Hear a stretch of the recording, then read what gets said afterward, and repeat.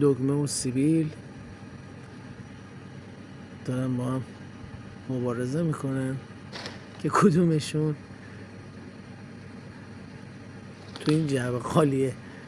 الان سیبیل به طفل محسوم حمله ور میشه و داره اونو متقاعد میکنه که از اینجا خارج بشه. دقیقا مثل مسابقات MMA این دوتا دارن نبرد میکنن. سیبیل اونو در اختیار گرفته و داره بهش فشار وارد میکنه که داور همچنان بازی رو ادامه میده و شماره های پایانی رو هنوز اعلام نکرده. همچنان به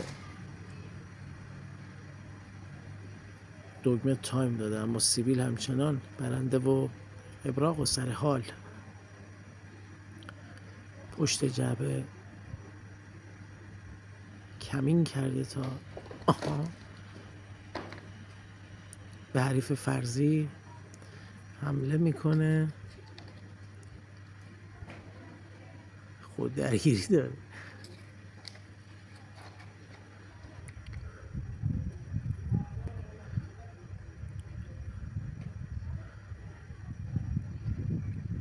سیبیل سیبیل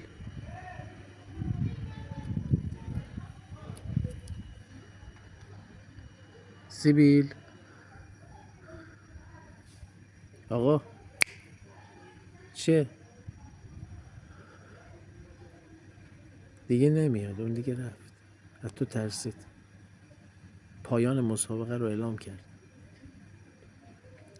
نه خیر، پرروتر از این حرف هاست. این چقر بد بدن همچنان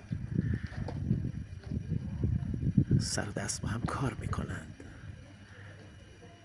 روی پل قرار گرفته دگمه و سیبیل همچنان میچرخه تا فن خودش رو اجرا کنه.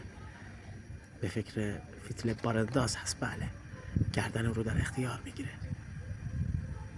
2 امتیاز.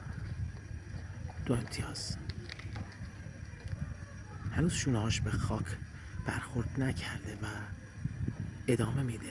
چقدر این کشتیگیر ابراق و سرحال و پرقدرت هست. 2 بنده سفید و مشکی در مساف با مشکی و سفید.